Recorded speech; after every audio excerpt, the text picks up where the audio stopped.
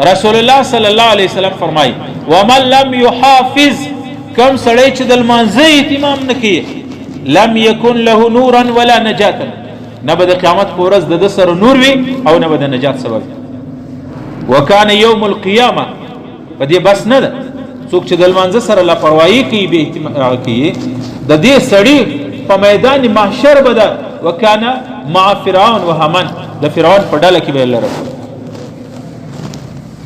ډېر خلک وایي لمونځ وکړي یا نه وکړي وزیده دونه مسله نه ده حقوق الله دي د الله حقوق دي الله غفور و رحیم دي رسول الله فرمایي چې الله وایي چې کم سړی د لمانځه حفاظت اهتمام نه کوي دا سړی دی دا تم امید نه لري چې دا شرګا په میدان به د رسول الله په امت کې راپورته کیږي بلکې وکانه یوم القیامه مع فرعون و هامان و ابی بن خلف دا سړی به د اسلام د سخت دشمنانو په صف کې ولاړ که نارینه دی که زنانه ده چې د لمانځه سره لاپروايي کوي د فرعون په صف کې به ولاړ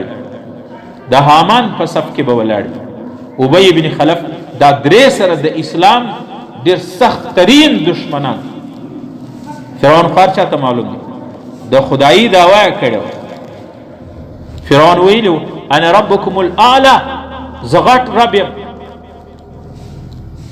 د خدایي دعوا کړو په دی وجه ځانو د لمونځ د الله یو عظیم امر دی او بهترین عبادت کم سړی چې د لمانځه سره لاپروايي کوي دا سړی خپل دنیا هم بربادي آخرت خو دی برباد دا رسول الله په صف کې د درېدو تمه نه لري دا سړی په معمولی خبرو باندې په معمولی کارو باندې لمونځ قضا کوي په معمولی بهانو باندې د جمعات لمونځ څخه لمونځ جن قضا لمونځ قضا نارینه هم زنانه هم زنانی د کور کار کی جارو سالن ډوډۍ پخې الته د لمانځه وخت کمی لمونځ قضا د لمانځه سره لاپروايي کوي رسول الله فرمایي چې کم څوک مسلسل د لمانځه سره لاپروايي کوي د دې سړي به دا نارینه وي که زنانه وي په میدان محشر به د فرعون په ډله کې راپورته کیږي دا به د فرعونیانو د فرعون په ډله د هامان ابی بن خلف دا به د مسلمانانو په ډله کې راپورته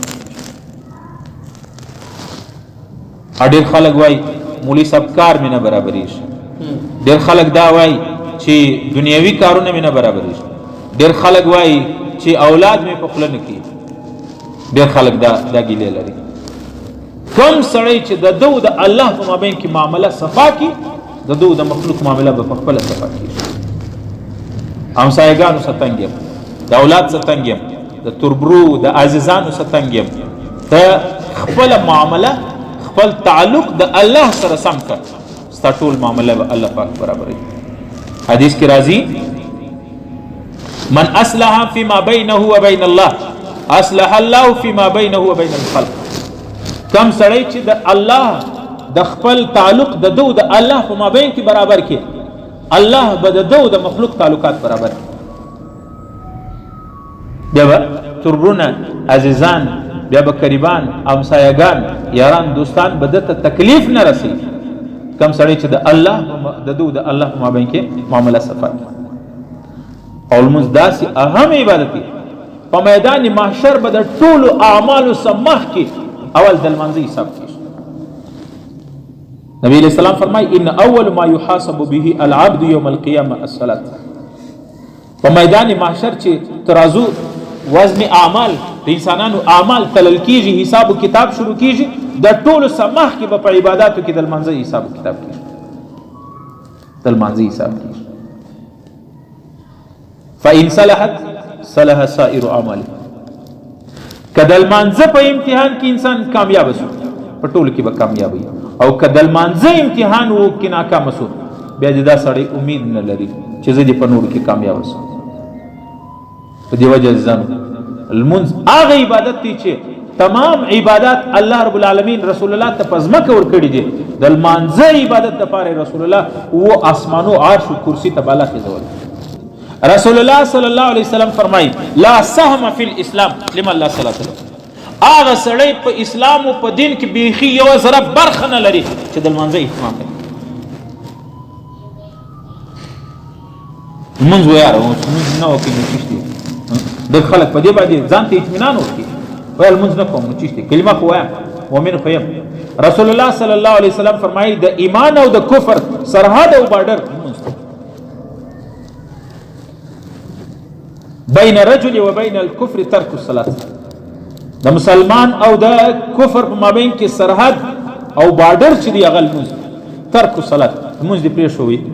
ډېر علما خدا فرمایي ائمه ثلاثه امام شافعي امام احمد بن حنبل امام مالک دا درې امامان وایي چې جان بوجھ کر په قصد باندې سړی فرض لمونځ پرېږدي دا د اسلام د دایرې څخه ووت صرف زموږ امام ابو حنیفه رحمت الله علیه د اسلام نه دی وتلی لیکن د الله د نظر ووت مجرم دی څوک چې لمونځ بلا عذر په دې وجه عزیزان لمونځ دا د ټولو څخه اهم عبادت دی ډېر خلک وایي ماحول دی مولوي صاحب ماحول خراب دی اولاد می خراب دی خپله د ګناه څخه ځان نسم ساتلی د دې فارموله الله ښوولې ان الصلاة تنهى عن الفحشاء والمنکر قرآن کې الله تعالی فرمایي چې المنځ کا سم المنځ کا خشوع خضوع سره المنځ الله په حضور کې تنهى عن الفحشاء والمنکر الله وی د بې حیا د فحشاتو او د ګناه څخه به الله حفاظت وکړي کله چې دا آیات نازل یو صحابي رالی نبی علیہ السلام سره پوښتنه وکړه یو سړي ویل یو سړی لمونځ هم کوي جماعت هم کوي اول ته سهار چې ولاړ شي غلا وکړي رسول الله فرمایل که د لمونځ په پابندي سره کوي ان قریب دا د لمونځ به د غلا څخه دی راوګرځي او سوال دا دی چې د الله رب العالمین په کلام کې په قرآن کې خو شک نشته الله تعالی ویل لمونځ دا سړی له ګناهونو د جرمونو د معصیتونو څخه له بدکاریو راګرځي موږ خو ډېر خلک وینو لمونځ هم کوي او بدکاریان هم کوي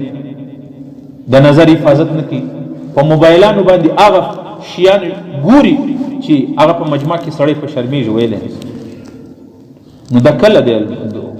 لمونځ قرآن خو وایي الله خو وایي چې لمونځ د سړی راګرځي علما لیکي چې لمونځ وي چې شرط دا دی چې لمونځ تاسو راته ووایاست چې ښه صابون هغه کپړه د کپړې او د بدن خیره لرې کوي که نه لري ګرمې اوبه او صابون انسان او د انسان بدن او د انسان کپړه صفا کوي که نه صفا کوي لیکن چې صابون وي او که ته په سپینو خیرونو کالی باندې لوټې مږې د صابون پر ځای باندې لوټې مږې او اراده دې دا ده چې دا کالی تک سپین واوړي صفا سي دا کالی چې څومره خیرن و در دې به نور خیرن شي لمونځ د انسان د جنت سبب دی لمونځ د انسان زندگی جوړوي لمونځ د جنت سبب دی لمونځ د ګناه څخه انسان ګرځي کله چې لمونځ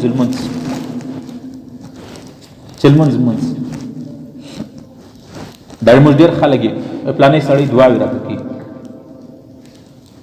ډېر خلک یې یاره وایي د دې سړي څه ازار اخلي په دې سړي کار مه لره جن ازاري بسې بدعا به درته وکړي د ټولو څه بهترینه دعا د لمانځه ده تر هر پیر او ولی تر هر نیک او بزرگ غټه دعا د لمانځه ده دا موږ چې لمونځ کوو دا لمونځ چې سلام په وګرځئ دا دعا درته کوي